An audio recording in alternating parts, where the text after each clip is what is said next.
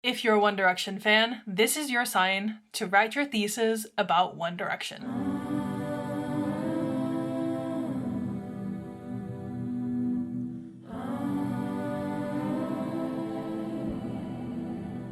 So today I wanted to talk about my One Direction Master Thesis. I just handed it in today, got an A+. I don't know what to say, I'm so fucking happy. I was scared that my teacher wouldn't understand. But he did. He even told me afterwards, he was like, you should consider sending it to a journal or something. In my head, I was like, I have no intentions of being in academia anytime soon. At all. Let me make music, let me make videos.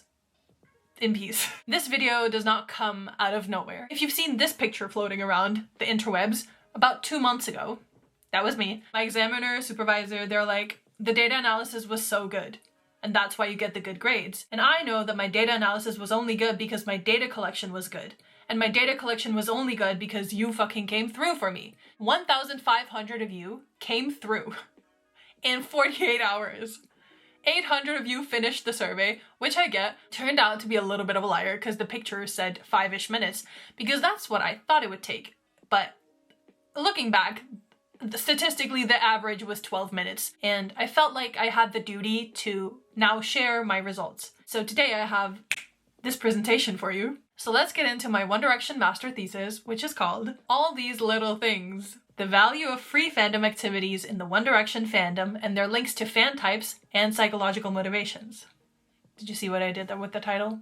I felt very powerful when I wrote that down. We're gonna go through some of it. I'm not gonna bore you too much, but if you do want to read the final thesis, I will have it linked below. I think it's about 114,000 characters. So what, 60,000 words, 50,000 words, which I know this fandom reads 50,000 on the daily. So this should be manageable if you really want to. And hopefully you learned something about the One Direction fandom that you didn't know, because I didn't do the statistics for nothing.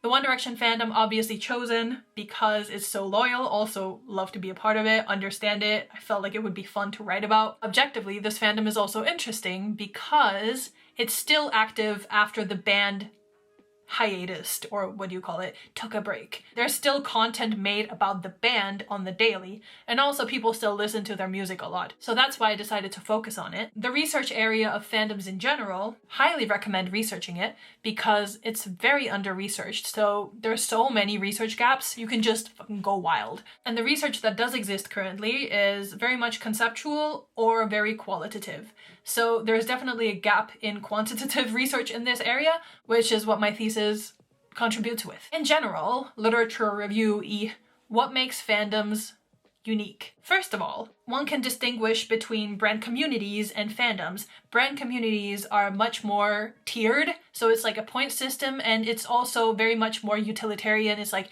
discount codes, tips and tricks, all of that. Fandoms, on the other hand, are very much more hierarchical in nature. It's not how much have you bought for, it's more how many likes do you have, how many followers, how many people are you friends with, how many people do you know within the fandom, all of that social aspect. But also it's way more artsy and creative. It's more making content for pleasure or for art's sake. Secondly, fandoms and music industry in general has a thing called gift economy or presumption, which is a combination of production and consumption, where fans are doubly exploited. So they're both producing and consuming.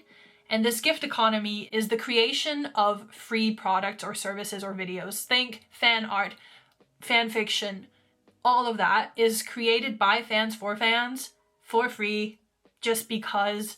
And this idea of gifting free things to each other is what sustains the fandom and keeps the fandom connected and the engagement going. Lastly, there's this brand community triad where not only does the brand, the artist, communicate to the fans and the fans communicate to the brand artist, but fans can also communicate to each other outside of the brand's control, which we see in fandoms. There's really 3 things that make up my thesis: theories on fan types, theories on fan activities, and the psychology of fandom. Let's go over them. When looking at fan type, I combined a lot of different existing frameworks on fan types, and then I ended up with 6 fan types, which are casual, fascinated, devoted, dysfunctional, celebrity fan, reflective fan. For fandom activities, not that much research on that, but there was one framework that identified 26 fan activities. Obviously there may be more, but these were the ones that this framework identified. What's important to know is that they're in 5 different activity groups because they're grouped together because the activities are similar. One of the activity groups is artist to fan communication, and the rest of the other 4 are fan to fan communications. More details are in my thesis if you want to read it. The last part of my thesis framework is the psychology of fandom. Why fans, you,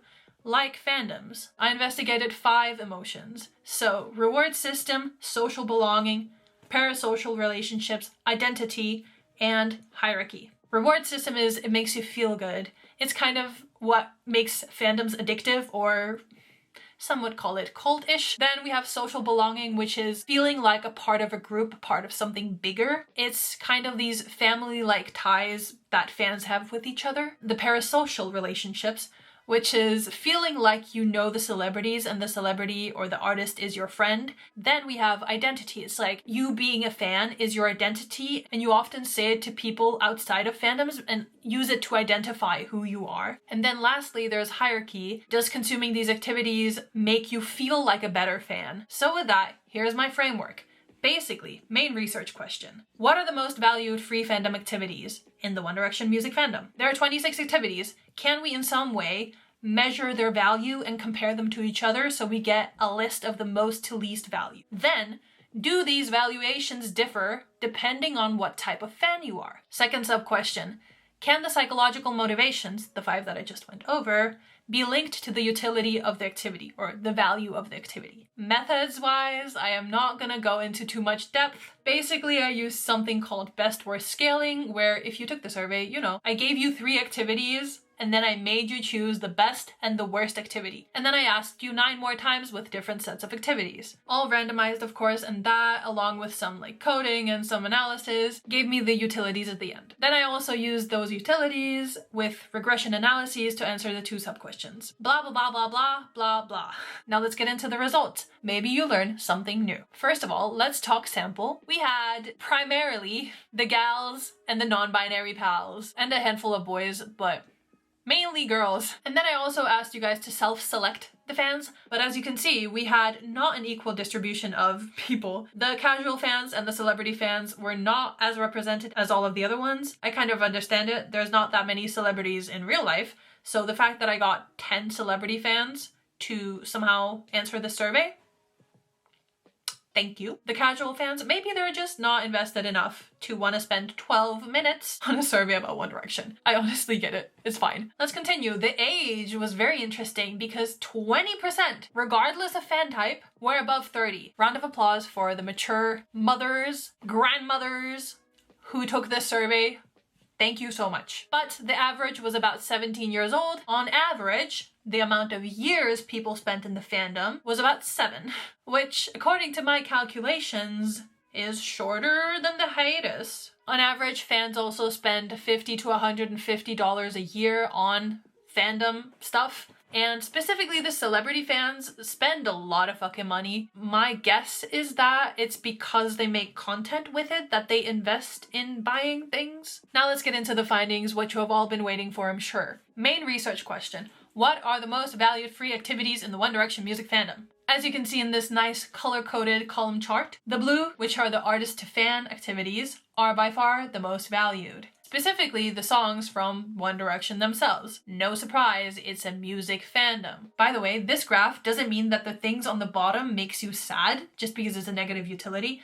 It just means that compared to the others, these are significantly lower valued. Then the other activity groups are somewhat clustered, except for the purple, which is all over the place. The purple are the more artsy ones, such as fan fiction, fan blogs, photo edits, parodies, covers. Cut my heart a little bit that covers are so low. If you are looking for covers, may I suggest mine? Anyways, basically what these findings show is that the core of the fandom should be the artist and the artist to fan activities, cause that's the core of the fandom and that's where a lot of the value lies. Sub-question 1. Does fan level influence this? The answer to this is basically no. As you can see in the graph here, anything below 0.05 is significant. Only 7 of the activities had significant differences from fan type to fan type, but when you looked at the specific differences, they were not the same differences. In general, most fans think somewhat the same, so managers can pretty much generalize for all fan types. Sub-question 2. Can psychological motivations be linked to the utility of the activities? Basically, I asked the fans, to select whether a certain activity makes them feel a certain emotion. So I basically did another regression analysis, basically 26 regression analyses because 26 activities. As you can see in the bottom graph, for basically almost all the activities, they elicit some type of pleasure or emotional reward, which is also what makes fandoms addictive in that sense. The most interesting finding, I think, is the social belonging, because remember the artist to fan activities that were the most valued in like 2 slides ago, they are not connected to social belonging. So if you want to foster social belonging, you have to foster fan-to-fan activities. Basically, there are significant links between the utility or value of an activity and the feelings that fans associate with consuming these activities. Then my thesis has an entire section: limitations, managerial implications, future research, blah, blah, blah, blah, blah, blah. At the end of the day, I just want to say thank you guys so much for the support. Also on TikTok and on Instagram, you have been supporting me throughout the entire writing process. A lot of you have been like, give us an update. What happened to the thesis? I'm like, don't worry, I'm writing it. After I posted that I handed it in, you guys were like, show us the thesis. And I'm like, please let me defend it first to make sure it's actually worth sharing and not a piece of shit. I hope you enjoyed this video, even though it's a bit out of my normal covers and music, but more covers and music will be coming soon now that I'm officially a free and unemployed woman. Otherwise, follow me on TikTok, Instagram. There's a lot of short form mashups, covers, stacks, harmonies. Also, I will be going live soon, so if you want to join me for a live, I would love to see you there. So thank you so much. Have a nice day, have a nice week, and I'll see you again in my next video. Bye!